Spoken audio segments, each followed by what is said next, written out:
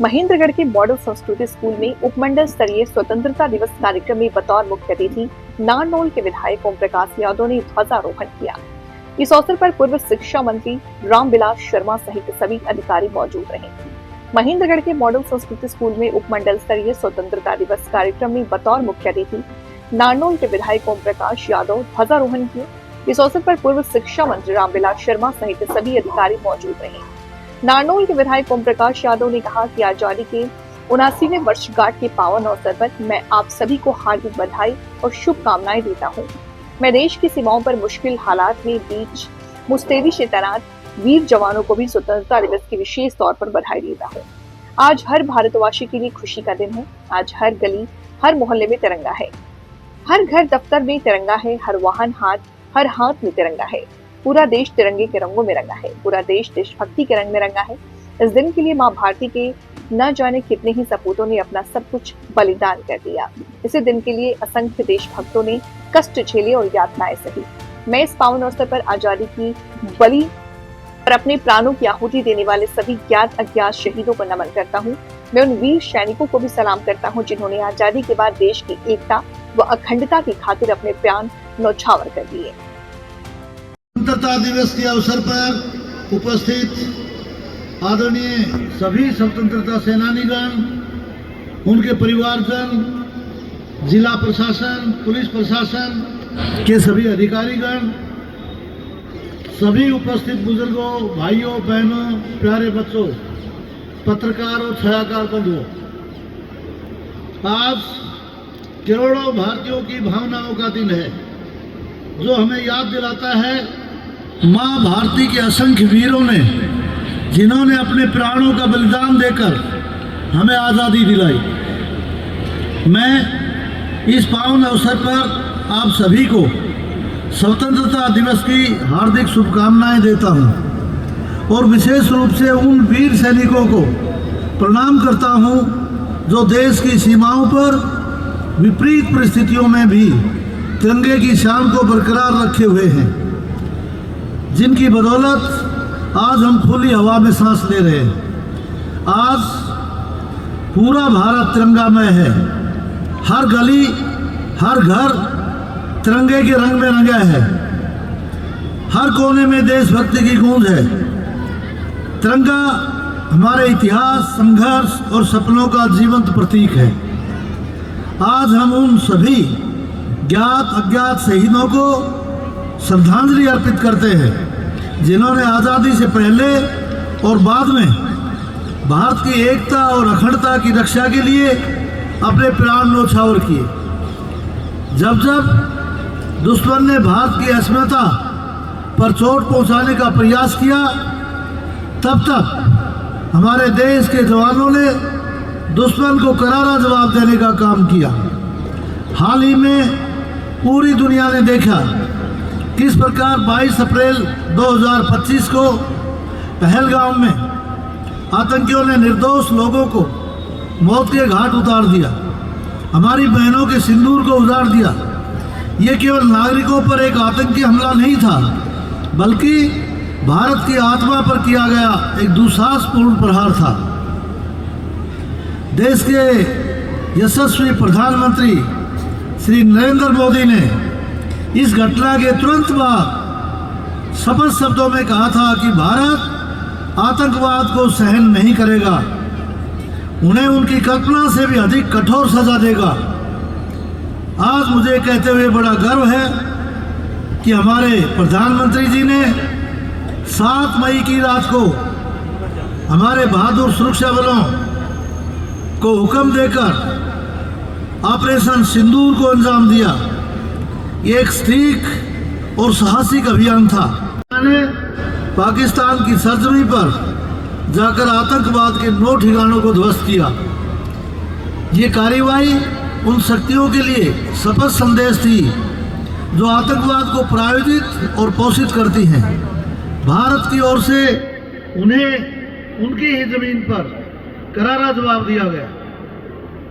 इसके पश्चात एक और निर्णायक कार्रवाई की गई और ऑपरेशन महादेव चलाकर हमारे सुरक्षा बलों ने पहलगाम हमले में शामिल उन सभी आतंकियों को समाप्त करने का काम किया।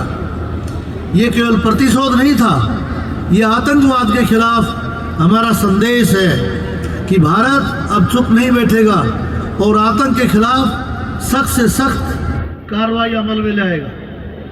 हमारी सरकार ने शहीदों के परिवारों को सम्मान और भलाई की हमेशा प्राथमिकता दी है।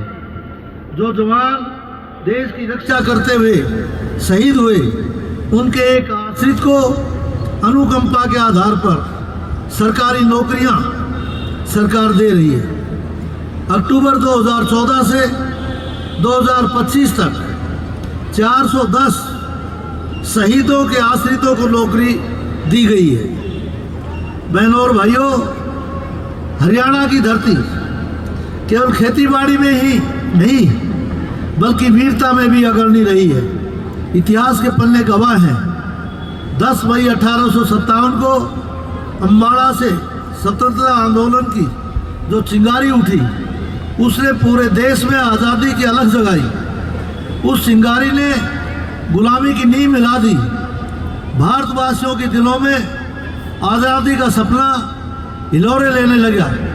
ये केवल संघर्ष की शुरुआत नहीं थी, बल्कि ये संदेश था कि अब अन्याय व गुलामी की जंजीरों को तोड़ने का समय आ गया। उस पहली चिंगारी की स्मृतियों को संजोने के लिए हरियाणा सरकार अम्बाला छावनी में एक भव्य शहीदी स्मारक का निर्माण कर रही है। नारनौल के नसीपुर में जल्द ही एक शहीद स्मारक की तैयारी चल रही है, राव तुलाराम शहीद स्मारक के नाम से। पिछले 11 वर्षों से देशवासियों ने जो क्रांतिकारी बदलाव और अभूतपूर्व सफलताएं महसूस की हैं, वे प्रधानमंत्री जी के साहसिक और दूरदर्शी नेतृत्व का परिणाम है। सम्मान निधि, उज्ज्वला योजना, आयुष्मान भारत, पीएम आवास योजना, पीएम सूर्य घर योजना, पीएम गरीब कल्याण अन्न जैसी योजना, इनके माध्यम से करोड़ों भारतीयों को सशक्त बनाया गया है। इन पहलों से समाज के कमजोर वर्गों को बराबरी, सम्मान और आत्मनिर्भरता का अवसर मिला है। बहनों और भाइयों, मुझे बताते हुए बहुत खुशी हो रही है कि यशस्वी प्रधानमंत्री जी के नेतृत्व और माननीय मुख्यमंत्री श्री नायब सिंह सैनी जी के नेतृत्व में हमारी डबल इंजन की सरकार हरियाणा को ऊंचाइयों पर ले जा रही है। हम प्रधानमंत्री जी के विकसित भारत के संकल्प को पूरा करने की दिशा में विकसित हरियाणा का रोड मैप लेकर चल रहे हैं। 2047 में जब देश आज़ादी के 100 वर्ष पूरे करेगा, तब विकसित भारत का जो नक्शा उभर कर आएगा, उसमें विकसित हरियाणा की एक अलग पहचान होगी। भाइयों और बहनों, हमारे प्रधानमंत्री जी ने विकसित भारत के 4 स्तंभ बताए हैं, जिनमें युवा, अन्नदाता यानी कि किसान, महिला और गरीब शामिल हैं। मुख्यमंत्री जी के नेतृत्व में हमारी सरकार ने इन स्तंभों को मजबूत और सशक्त बनाने के लिए अनेक कल्याणकारी योजनाएं चला रही है। मुझे खुशी है, हमारी सरकार ने बिना पर्ची और बिना खर्ची के पिछले 1 साल में 30,000 युवाओं को नौकरियां दी है। अब तक 1,80,000 नौकरियां दी जा चुकी हैं। प्रदेश सरकार ने अनुबंध के आधार पर नियुक्त कर्मचारियों को सेवा सुरक्षा प्रदान की है। युवाओं को नशे से दूर रखने के लिए हमारी सरकार ने योग युक्त नशा मुक्त अभियान चलाया, जिसमें लाखों युवाओं ने भाग लेकर नशे से दूर रहने का संकल्प लिया। इसके साथ साथ प्रदेश सरकार युवाओं को खेलों की तरफ लगातार बढ़ावा दे रही है।